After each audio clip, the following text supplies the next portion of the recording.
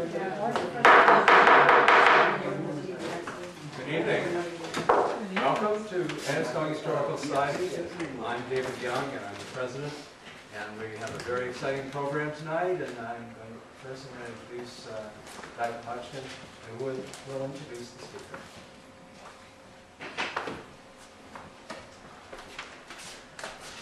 Good evening.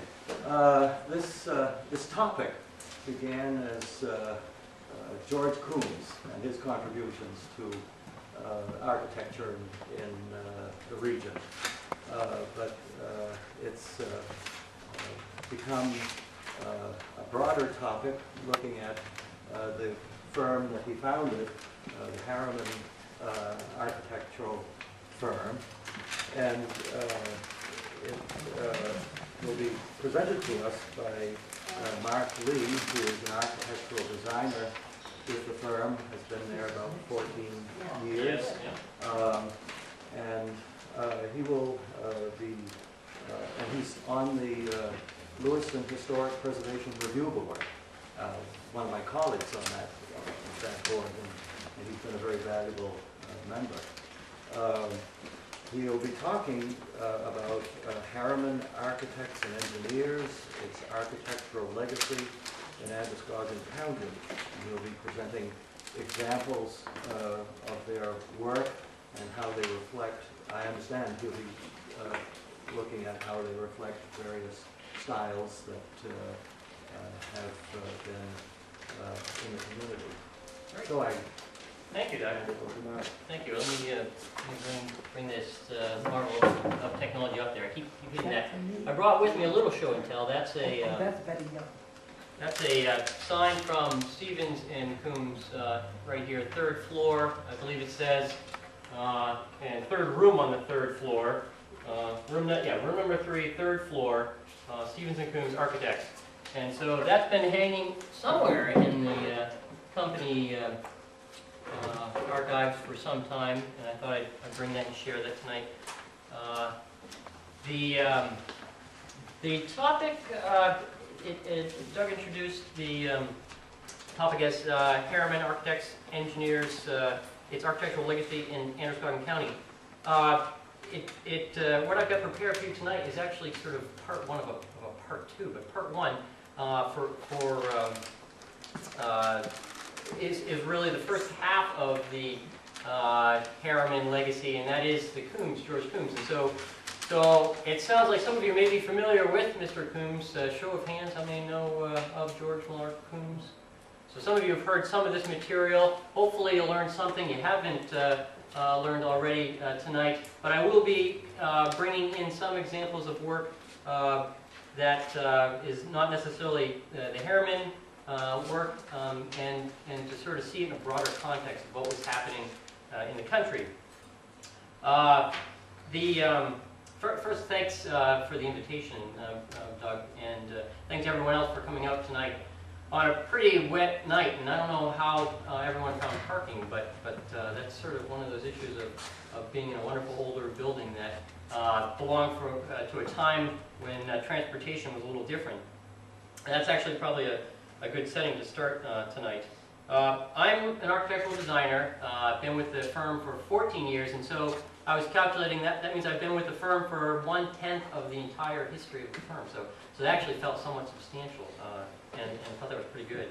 I grew up in Auburn, and went to school at St. Dom's when it was still over across the river, and there were days that I used to walk down Court Street. I used to live off Lake Street, and walk down Court Street, cross the bridge whenever I was a little late and the bus had already left.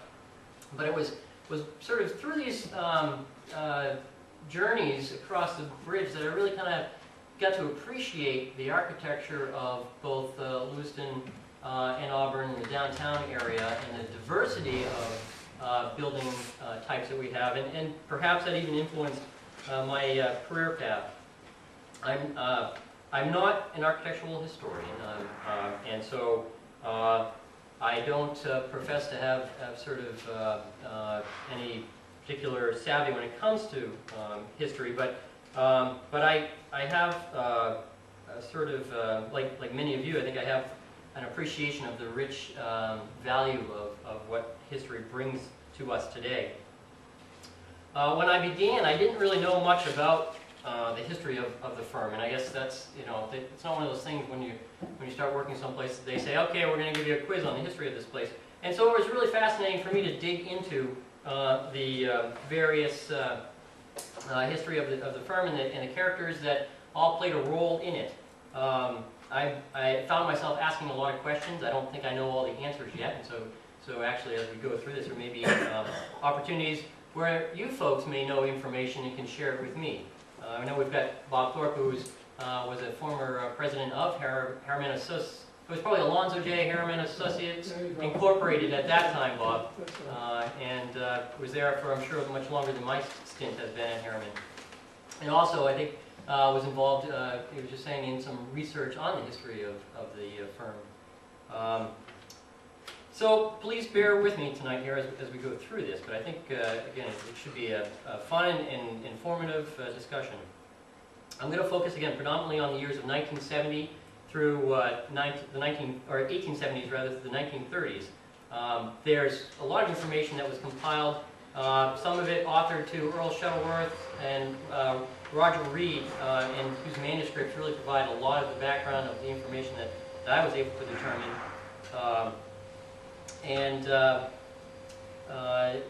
And so here we go. I think the firm Harriman, now known as Harriman, we made a modification a few years ago, becoming from Harriman Associates to Harriman. I don't know why. I think it's looking back through the history. It seems like every few years they need to change the name of the firm. This represents a timeline when we did that change, going back from 1870, and even 1870 is a sketchy date in the history of Harriman, but we're the 7th oldest architecture firm in the country, so it's a pretty important date. And if we lose 1870, we slide a few notches. So it's really, we're going to all assume that 1870 is the date, and I'll talk a little bit about that in the future. Sort of this highlights some of the stylistic differences. Again, we're going to look at sort of the period of 1828 and back, and that's or 1838 is when the Coombs family name disappeared from the history of the firm. So here's the lineage right here of the firm. We start with George Coombs, 1870. He actually comes to Lewiston, let's see here, as a 17-year-old, and he's a carpenter. And let's see here, George Millard Coombs, born November 27th, 1851. He was the son of a shipwright, a shipbuilder in Brunswick, Maine. Left the family farm and went to apprentice as a carpenter at the age of 17 in Lewiston in search of opportunities. Lewiston, at the time, was one of the fastest growing communities in the Northeast, as sort of witnessed by some of the mill development. And the population from 1850 to 1880 in Lewiston grew from around 3,500 to 19,000, and surpassing Bangor as the second largest city in the state. And so that's a growth of 532%. So just to kind of give a sense of where the opportunities were rising. This was a result of Boston financier Benjamin Bates, who built the canal system and the textile mills, and also Albert Kelsey, who designed many of the mills and some of the early housing and even some of the early town planning. It was sort of a company town.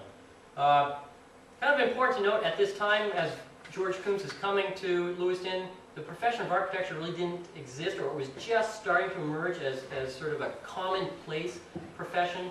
Prior to that, it was really held for elite, those who could afford an education.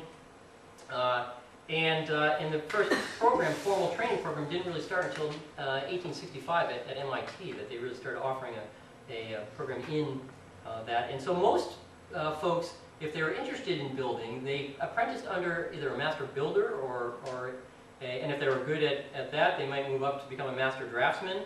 And then, if again, as they developed skills and were able to demonstrate level skill, they would go on to sort of hold the title